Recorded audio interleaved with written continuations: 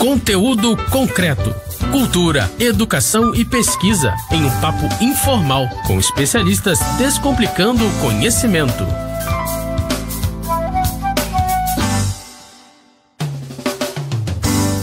Olá, você que está aí pelas rampas da UERJ e Mediações. Meu nome é Kleber Pereira e nós estamos aí em mais um Conteúdo Concreto. Esse programa que é feito em parceria do site saladacult.com.br e a Rádio UERJ, a nossa querida Rádio UERJ, onde a gente está agora nesses estúdios maravilhosos.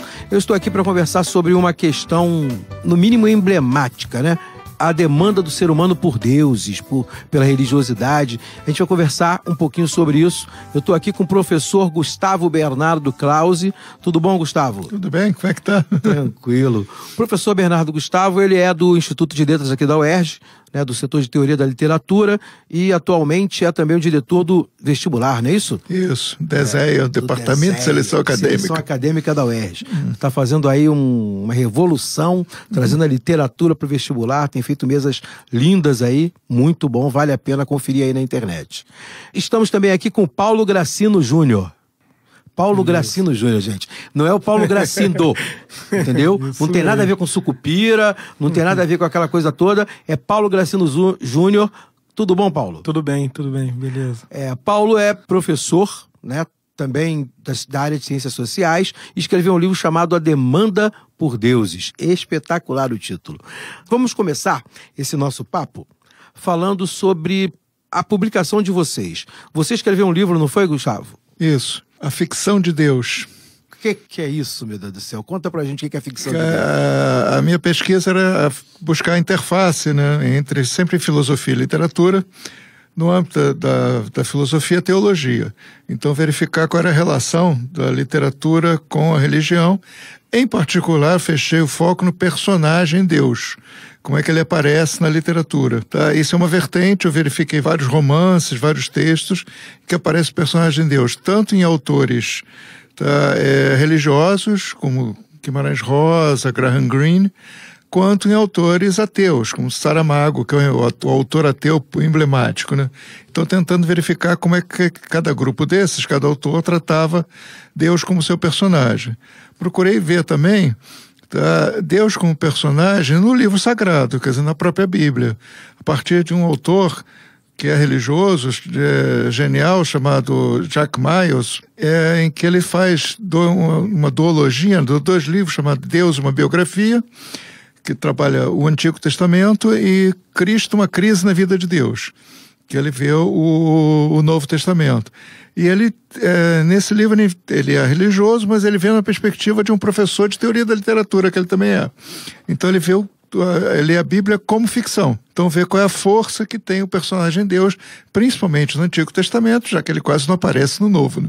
Então ele vai trabalhar esse personagem. Eu lidei com isso, quer dizer, vendo tanto o livro sagrado como o livro ficcional, quanto os romances, como eles trazem, tanto de autores religiosos quanto de autores não religiosos, e até ateus militantes, que é o caso do Saramago, como é que eles trabalham com a figura do personagem Deus. Caramba, eu vou voltar no Gustavo, mas eu quero falar um pouquinho do livro do Paulo. Paulo, o seu livro, ele fala do quê? Ele aborda essa temática aí que invade o palco da religião, dos seres humanos e o divino, em que pé? Como é que ele está no teu livro? Bom, esse livro é fruto da minha tese de doutorado defendida aqui na UERJ em 2010. Eu já estudo Sociologia da Religião faz algumas décadas, né, desde da graduação.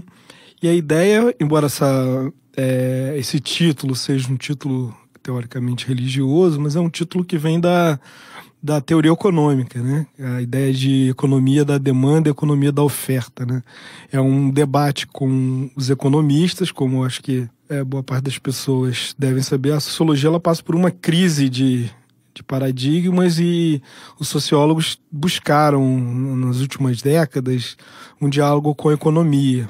E alguns sociólogos propuseram geralmente americanos, propuseram que a demanda por deuses ela fosse algo constante na história da humanidade, e eu proponho que essa demanda ela é variável, né? esses sociólogos americanos, eles acreditam que ela está condicionada a uma oferta, a visibilidade dela está condicionada a uma oferta maior de bens religiosos, né? E eu digo que não, né? Que ela está condicionada a uma modulação social durante o tempo, né? Por exemplo, a forma como acho que o grande motor da crença no discurso sobre as divindades, ela é a ideia de finitude, né? Então nós temos ideias de finitude, e a forma como nós lidamos com essa ideia de finitude, ela modifica a forma como nós lidamos com o discurso sobre a morte, né? E eu tento mostrar como que em lugares diferentes, né, comparando Europa, Brasil, alguns lugares do Brasil, essas demandas elas são moduladas por questões sociais, né, por questões locais, né? Então, por exemplo, aqui no Rio de Janeiro, a forma como a gente lida com a precariedade da vida, não só a iminência da morte, mas a precariedade da vida terrena, né, do tempo que estamos aqui, a incerteza, etc., ela é uma grande fonte alimentadora das igrejas evangélicas, né, que conseguiram trazer o discurso muito mais para um discurso de curto prazo, né, de resolução de problemas de curto prazo, ao passo que as igrejas protestantes tradicionais, o catolicismo, ela se foca muito numa teodiceia de longo prazo, etc. Então, a forma como a gente vai lidando com a morte faz a gente lidar com o discurso sobre o sagrado, né, sobre o discurso religioso, né? Então, acho que foi mais ou menos isso que eu tentei tratar. É lógico que tem muitos dados quantitativos ali no meio, estatística e tal, mas eu tentei lidar com essa coisa menos dura da sociologia, né? Você tem legal. Que comprovar, mas eu tentei lidar com essa questão mais do sensível, né? Teve uma coisa que, enquanto o Gustavo falava, me chamou a atenção, né? Que é a questão do ficcional. Para vocês de literatura, o que raios é ficção? Né? O que é ficcional? Porque essa entrada, né, no título de ficcional tem um viés, como tem demanda, né, no livro do Paulo. Acho que tem... Vou restringir e depois aumentar. Quer dizer, no campo da relação com a religião, o ficcional deriva da religião. Quer dizer, eu acho que no princípio a literatura é a religião. Essa tese que eu dei, uma das teses que eu defendo no livro, que no princípio o imaginário, o ficcional se apresenta não como ficcional, mas como verdadeiro, embora transcendente, indemonstrável, incognoscível, mas se apresenta como verdade. Quer dizer, e até hoje, né, normalmente quem crê, não crê que está crendo numa ficção, crê que existe um ser superior, uma entidade, lá o que seja, porque justifica toda a sua crença, todas as suas orações. Tá? Mas que eu acho que eu comprovei, quer dizer, que a ficção, a religião começa dentro da estrutura de ficção, tá? Só que a ficção não apresentada como ficção, mas como verdade.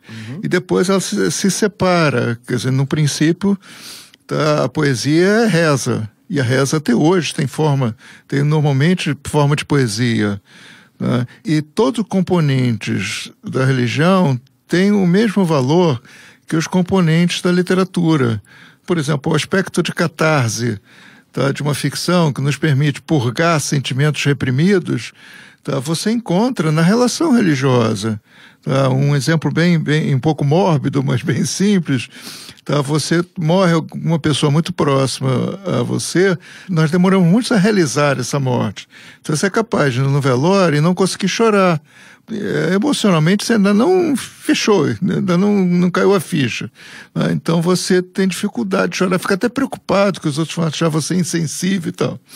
Mas na hora que alguém, normalmente um leigo lá, vai fazer uma reza, na hora de fechar o caixão, etc., vai fazer uma reza, você imediatamente se comove, né? Porque a reza, que é a poesia, que permite a catarse de um sentimento reprimido, você não chora exatamente por aquela pessoa que morreu, mas por todas as perdas simbólicas que são evocadas pela reza, que é a poesia.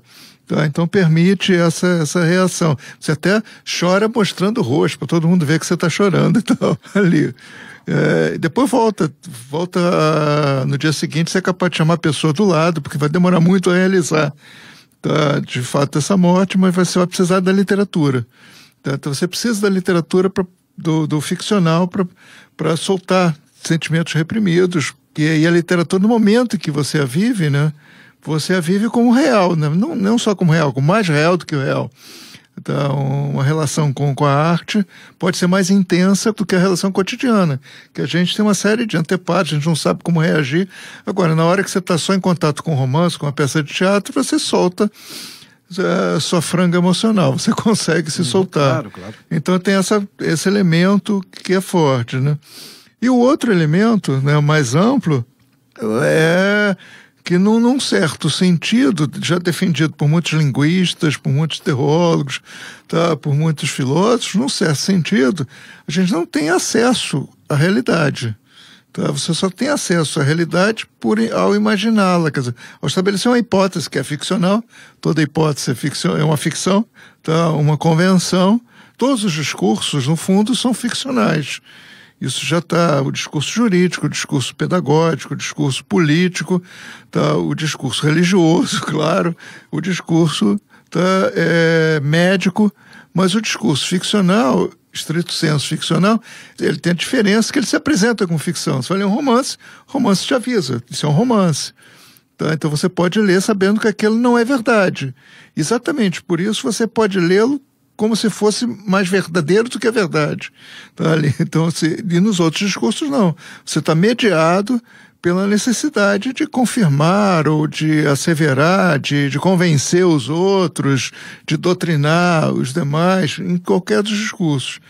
Uma frase de um filósofo do Kant, né? A ficção é mais real do que o real. Tá? Porque ela tem uma sensação de realidade maior. Até porque ela se preocupa em fechar, né, as arestas que ficariam abertas diante do que é mitológico, do que é você controla inexplicado, claro, dentro de uma noção de controle. E isso me levou a uma coisa que o Paulo falou, né, sobre tornar mais sensível. Será que tem a ver com isso, Paulo, com tornar mais sensível? Talvez toda essa articulação que a gente faz, esse pensamento que o homem acaba fazendo nos grupos e tal, tem a ver com tornar mais sensível para ele? Sentir mesmo, de verdade? Aí ele faz a partir do que ele pode criar como ficção? Bom, falando especificamente da questão da religião, a religião sempre foi vista, né, principalmente pelos antropólogos, que exploraram mais essa dimensão da religião como uma expressão da sensibilidade humana, né? Uma expressão da não-razão, etc. Né? E a religião institucionalizada, né? Ela foi vista como uma espécie de racionalização e uma perda dessa sensibilidade. Né? E aqui no Brasil também, né? O caráter vamos dizer, sensível, emocional, né? Ele que já estava enquadrado em teologias mais antigas, como católica tradicional, não a católica popular, né? Que ainda a emoção ainda extravasa muito, você tem lugar para improviso, etc. No catolicismo tradicional, romanizado, essa sensibilidade está muito controlada. Né? E no protestantismo tradicional também, né? As hierarquias fazem esse papel. Claro. Agora, no pentecostalismo, que é o grande bom aqui no Brasil, né? Essa emoção ela extravasou, né? É lógico que a gente está vivendo um momento hoje em que algumas instituições religiosas pentecostais, eu vou chamar de pentecostais, mas tem um monte de denominações que os sociólogos usam para essas igrejas mais recentes, né? Da Igreja Universal para cá, né? Mas todas ainda se fundamentam na ideia de Pentecostes, etc., que está lá no Atos 10 dos Apóstolos. Enfim, essas igrejas, essas religiões, como ela começa com uma auto-organização, né, ela acaba trabalhando ou operando num nicho popular em que a sensibilidade, as emoções, elas não eram ainda ou não exploradas, ou não eram exploradas, mas elas também não eram domesticadas, né? Sim, claro. As pessoas não passaram por um processo de domesticação das emoções, entendeu? Não há problema nas classes populares em se falar alto, em se demonstrar, se chorar. É uma expressão corporal e uma expressão muito legal e muito acima do que, em termos do que um francês chamou, Roger Bastide, chamou de sagrado selvagem, né? É um êxtase, né? Então aquilo lá seria mais próximo do sagrado original para esse ramo da antropologia do que um cara com um terno, com a gravata, com a Bíblia debaixo do braço, indo para a igreja serenamente, né? Caramba, porque são muitas coisas, né, que vão surgindo na nossa cabeça e muitas articulações. Não acredito que seja um tema que a gente consiga dar conta e acabar com ele de maneira nenhuma, mas é um tema sobre o qual a gente pode se debruçar e falar durante muito tempo, né? Mas a gente não tem esse tempo todo. E como a gente não tem esse tempo todo, eu vou ter que parar aí a nossa conversa, né? Eu queria agradecer, Gustavo, a tua presença aqui. Queria agradecer, Paulo, a tua presença aqui conosco, tá? Para você que ficou ouvindo a gente aí no Conteúdo Concreto, fica com Deus e até a próxima. Conteúdo Concreto. Apresentação: Kleber Pereira. Moderadores: Roberto Rodrigues e Maxi Gama. Equipe técnica: Daniel Barros, Gleidson Augustos e Eduardo Sobral. Locução: Vitor Quaresma. Produção: Rádio Erge e Salada Cult. Realização: Centro de Tecnologia Educacional CTE SR3.